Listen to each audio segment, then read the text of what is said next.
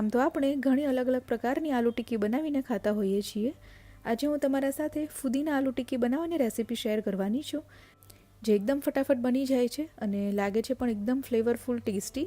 તો જો તમે ક્યારેય આ રીતે ફુદીના ટિક્કી નથી બનાવી તો ચોક્કસથી ટ્રાય કરજો.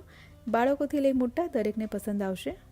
તો હું છું Nirali. Welcome to my channel Nirali's food world. તો ચાલો રેસીપી જોઈ લઈએ. તો તેના માટે મિક્સર જારમાં 1/4 કપ ફુદીનાના પાન લેવાના છે.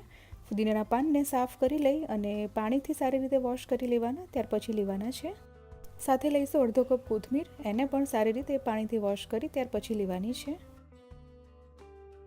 2 થી 3 લસણની કળી. લસણ ન ખાતા હો તો સ્કીપ કરી શકાય.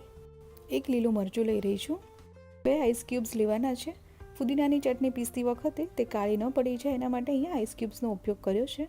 અથવા તો તમે 2 ચમચી એકદમ ઠંડુ પાણી પણ ઉમેરી શકો. અડધા લીંબુનો રસ લઈ લેવાનો છે.